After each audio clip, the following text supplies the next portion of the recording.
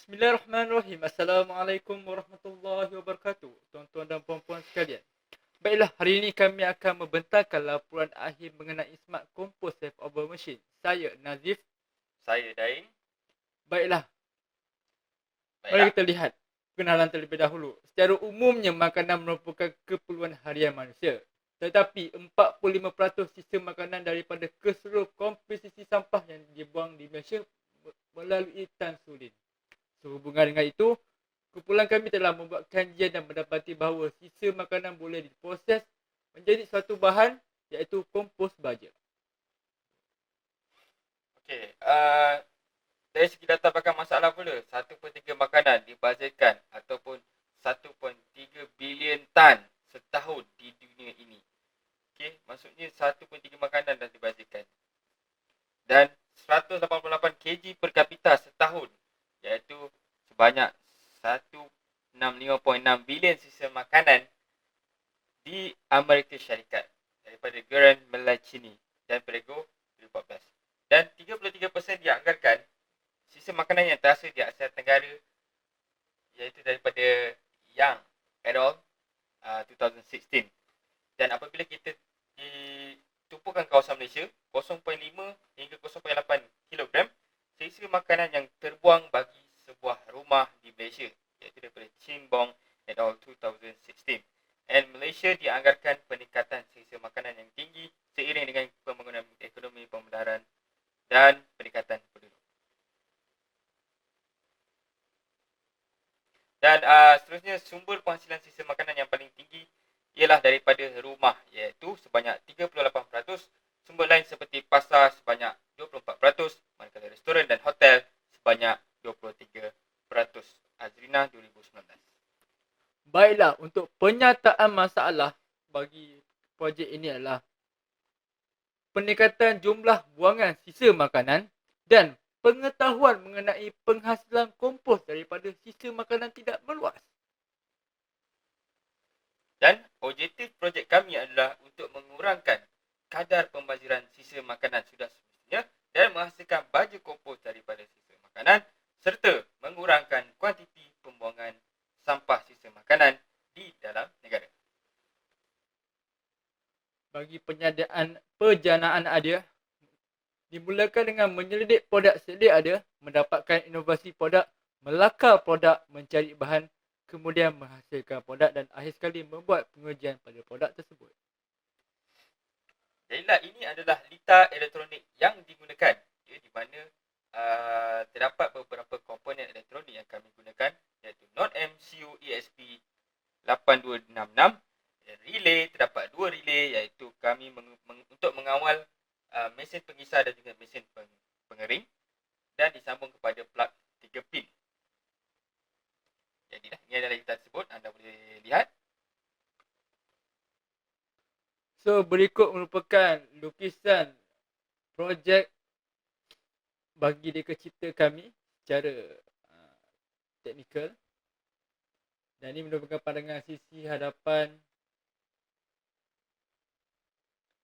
Jadi ini adalah bahan-bahan projek. Saya akan terangkan di mana bahan pertama adalah tong bertutup. Itu sebagai tong penutup ni adalah bahagian utama bagi produk ini dan juga merupakan ruang mesin pengisar makanan. Dan kedua, mesin pengisar makanan itu sendiri untuk mengisar sisa makanan. Pengering tangan, kami menggunakan pengering tangan untuk mengeringkan sisa makanan tersebut. Dan not MCU, not MCU ESP 8266, iaitu salah satu komponen elektronik yang menghubungkan mesin pengisar dan pengering tangan tersebut dengan perisian telefon pintar. So, seterusnya untuk kawalan suhu, kami menggunakan temperature sensor supaya suhu yang terdapat pada dalam ini dapat dikawal dan dipantau. Seterusnya menggunakan wire untuk sistem pendawaian dan breadboard untuk sistem elektronik, perintan dan relay 5 volt. Dan seterusnya kami akan menerangkan harga projek yang dianggarkan bagi produk yang kami telah hasilkan, iaitu harga bahan yang digunakan disenaraikan untuk menjumlahkan jumlah kewangan yang digunakan untuk menghasilkan projek ini. Okey, mari kita lihat jadual ini. Okey, mesin pengisar sebanyak kami telah memerlukan RM80, pengering tangan RM25, non-MCU RM32, tong bertutup RM30, bahan-bahan lain seperti wire breadboard, relay dan juga perintang sebanyak RM10 dan secara keseluruhan kami telah mengeluarkan sebanyak RM177. Jadi kenapa saya mengeluarkan barang yang digunakan ini untuk kami menyimpulkan dan menganggarkan harga yang berpatutan bagi projek ini. Dan dengan adanya perisian yang istimewa yang telah kami hasilkan, dan kami berpendapat supaya harga jualan bagi produk kami ini dianggarkan sebanyak RM200. So, yang ciri-ciri keselamatan dalam projek ini. Yang pertama iaitu sistem pengawalan suhu. Berikut di sebelah kiri ini terdapat contoh suhu pada keadaan 46 darjah Celsius, di mana suhu tersebut akan suhu yang mengeluarkan suhu iaitu pengering tersebut akan automatik tutup, dan apabila sampai pada tahap 32 darjah Celsius dia akan kembali hidup semula, dan ruangan proses yang tertutup tidak mengeluarkan bau dan selamat digunakan, dan proses mengisar sistem makanan yang juga tertutup. Dan ini adalah antara kesan kebaikan bagi projek kami, iaitu mengurangkan kadar bahan buangan sisa makanan dan memberi nutrien kepada tanaman di sekitar rumah serta memupuk sifat mencintai alam sekitar. So, ciri keaslian projek ini berikut merupakan gambar rajah perisian telefon pintar yang telah kami bangunkan dengan menggunakan MITF Inventor, di mana dengan hanya menggunakan telefon pintar ini, kesemuanya boleh dikawal sahaja menggunakan telefon pintar seiring dengan pembangunan teknologi IR 4.0. Jadi ini adalah ciri, kami akan menerangkan ciri keaslian projek kami. Okey, yang pertama, ruang yang diperlukan oleh mesin kompos yang dihasilkan.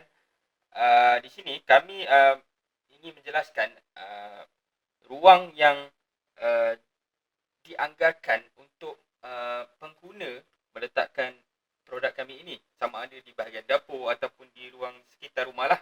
Jadi untuk menganggarkan luas tersebut, berdasarkan ukuran ini ia sesuai untuk diletakkan di rumah kerana ia tidak memerlukan ruang yang terlalu besar. Jadi jika dilihat, kami mengambil panjang, tinggi dan juga lebar yang maksimum lah bagi produk ini, iaitu 34 cm, 44 cm dan tinggi sebanyak 37 cm. Ini bagi kami sesuai untuk diletakkan di bahagian rumah.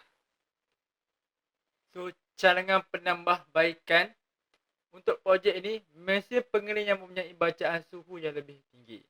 Biasanya mesin pengisar yang menghasilkan bunyi dapat perlahan. Di mana projek yang telah kami hasilkan, mesin pengisar mengeluarkan bunyi yang agak kuat, dan cadangan kami adalah untuk mengurangkan bunyi tersebut. Jadi sebagai kesimpulan, penggunaan sistem IoT iaitu Internet of Things dapat memudahkan manusia dalam kehidupan seharian, dan sisa bahan makan boleh diri kita semula menjadi bahan yang berguna iaitu baja. Akhir kata daripada kami, cintailah alam sekitar seperti yang anda orang sayangi. Sekian. Sekian. Terima kasih.